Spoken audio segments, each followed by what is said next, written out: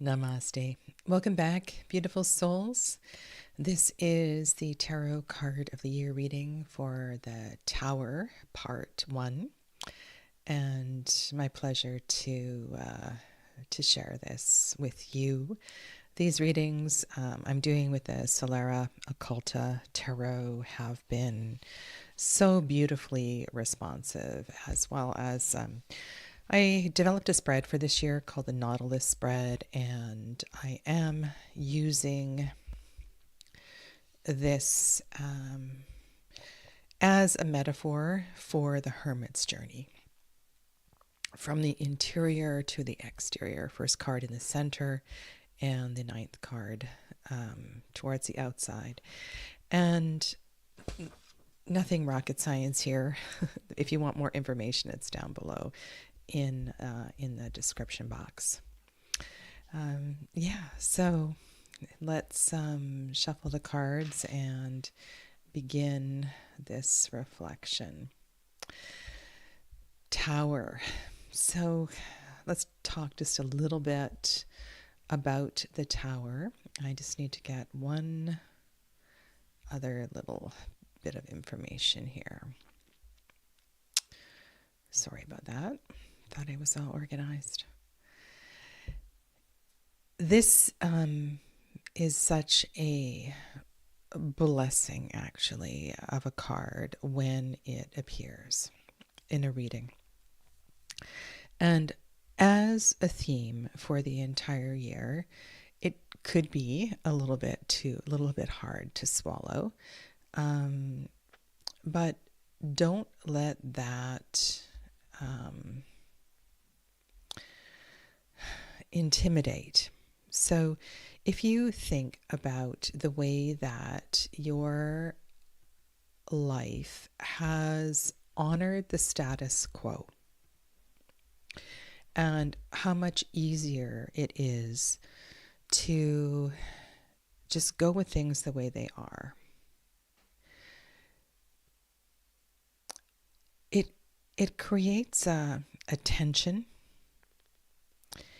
and a general sense of, and I use the word dis-ease, dis-ease. It wreaks havoc with our nervous system, and it feels intensely uncomfortable in the physical body.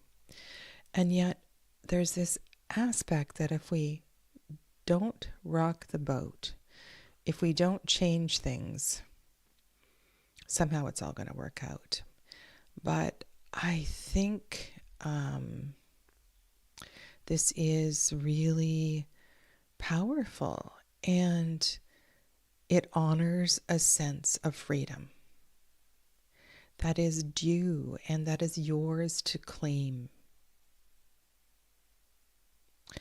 And if this were my card for 2025, I think I would want to bust free and then have really close access to my cave. And when I say cave, so I'm thinking of the hermit and the hermit's journey into the interior.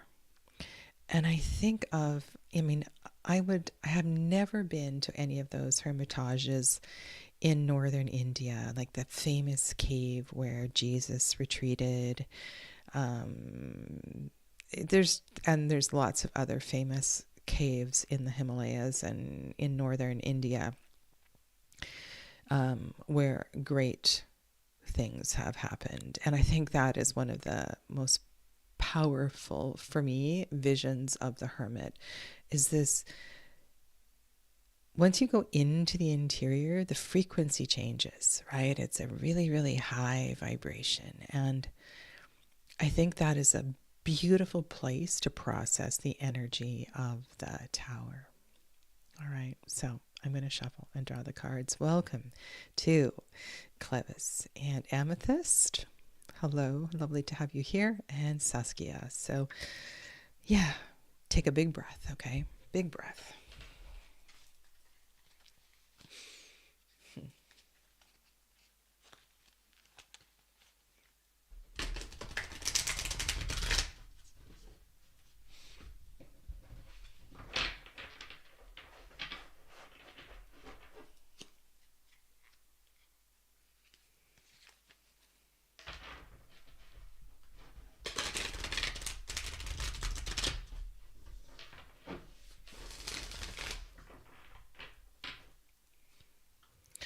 off camera, I have been shuffling these cards in smaller sections. Yeah. All right, so your first card. Wow. So beautiful. Welcome back, Amelia. Ace of Wands. That's fantastic. What a beautiful card to pick up. It is my Tower year, and yet there is this new path, this new promise, this new opportunity that is being gifted to me if I let these walls come tumbling down. If I have the courage to let these walls come tumbling down.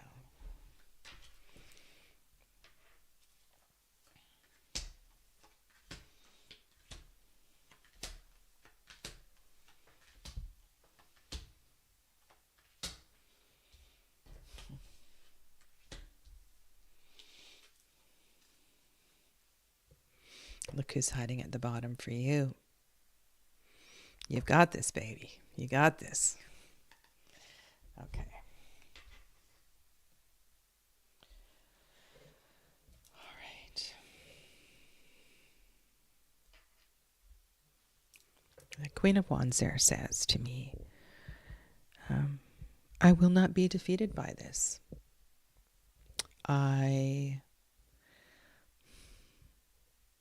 I'm proud.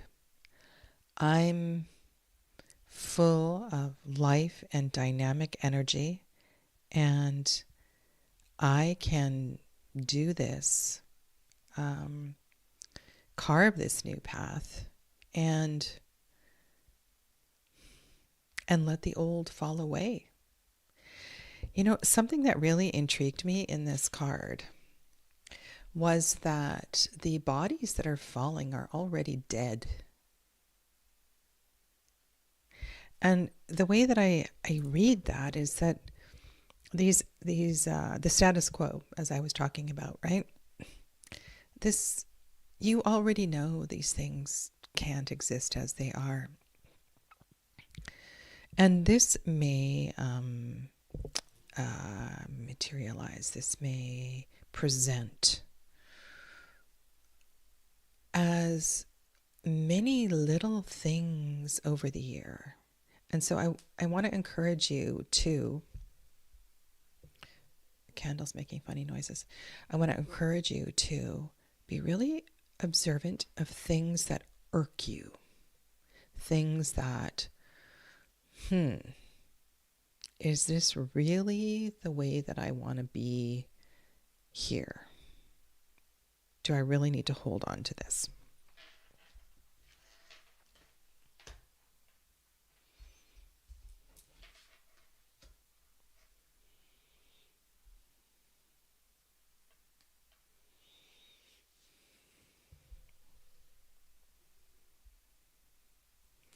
It's a very Marseille kind of lover's card. So we do have a major arcana, 6. So as I've mentioned in other readings, you want to pay attention to 3, 6s, and 9s this year. 6 as a place of harmony and peace and rest. And this particular, and I need to kind of speak to this lover's card in a, there's something actually kind of brilliant here. So in the Tarot de Marseille, there is a young man or a young person who is making a decision really between his new love or their new love and the comfort that they have at home. They are taken care of. Mommy takes care of them. This change, this new way of being, this choosing love. Does mom approve? Am I going to be as comfortable with this new situation as I am here? So I think that this card also speaks to a change of situation. This card is often called choice, but I think in terms of the Tower, you are choosing something you may have had your eye on for a while. And because it is the lovers, because it is love, it's coming from a place deep within. And you know it's right. And then when I think about more esoteric associations of this card and how it harmonizes the whole being, feels kind of important. And then I say that word feel, and then I look at the way the King of Cups is standing there in the pattern, moving in the direction of the Nautilus. And the King of Cups certainly knows how to navigate the Nautilus. I would say that feeling your feelings is not to be disregarded. The Lover's card, while it might appear to be about feelings, it's also very much a card of the mind. It is a Gemini card. And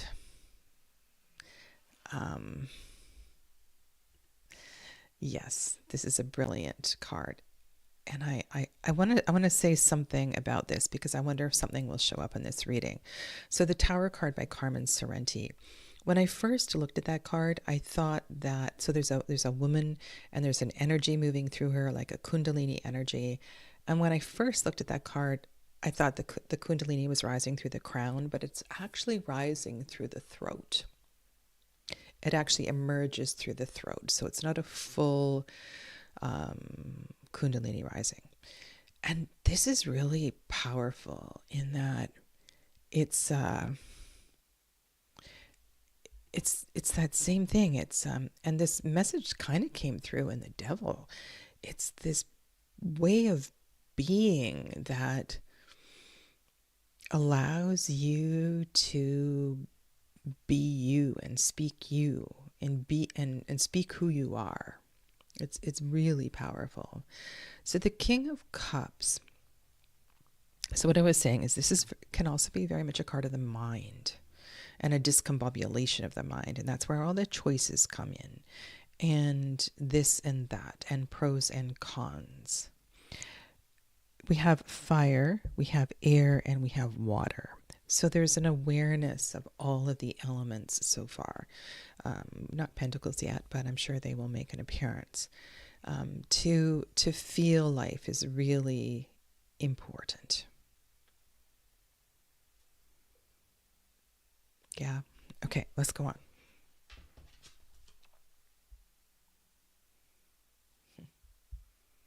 Five of Cups.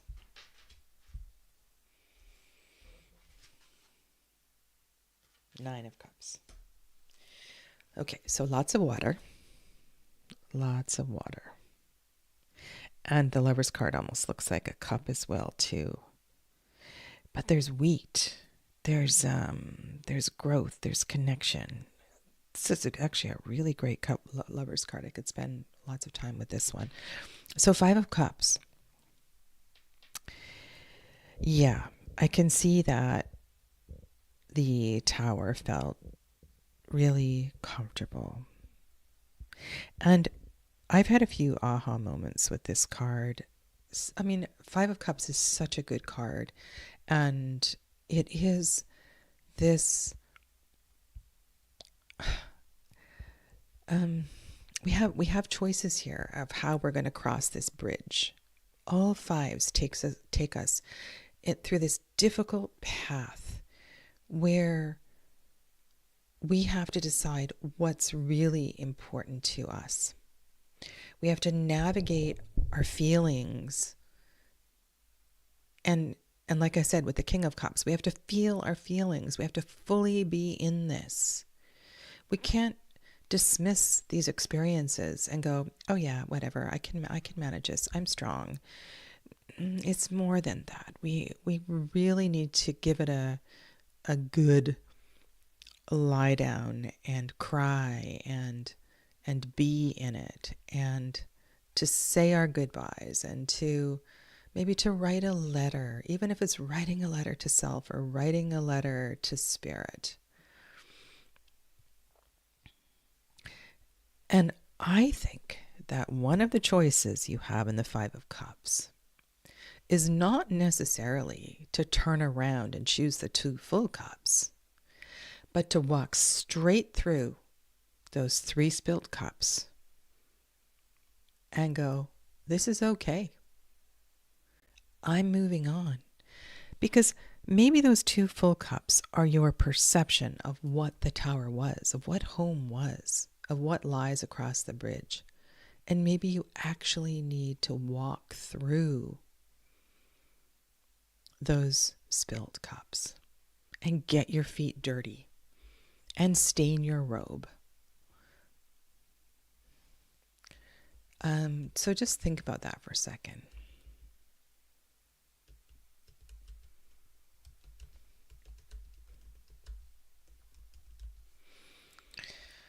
Okay.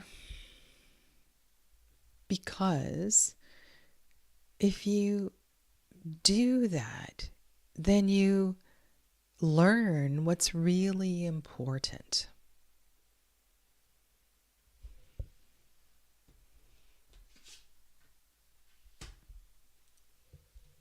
This is a year about picking up a new flame, a new torch, and doing it your way.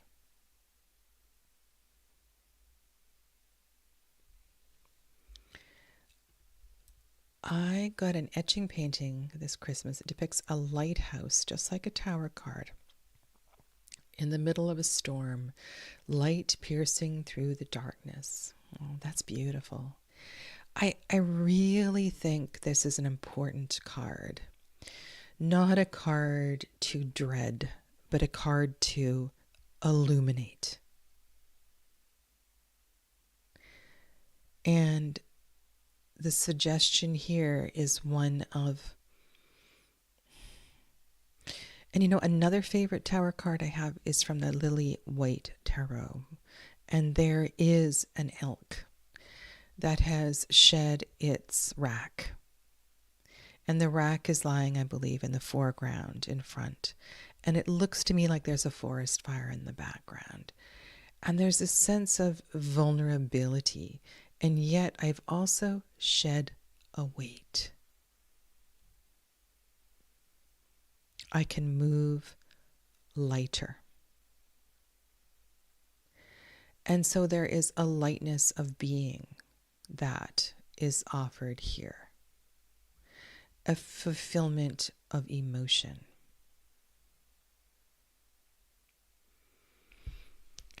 And let's suppose that for you, this 9 of Cups is the wish card.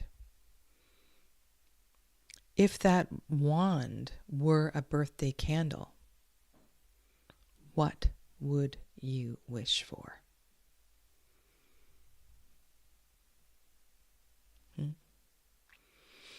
Okay, if this reading is resonating with you and you would like to carry on with part 2, I will be carrying on here, and this is good. I really want to thank you for being a part of this, and if you haven't already subscribed and liked the video, I do appreciate your support. So thank you, and I will see some of you very soon. Namaste.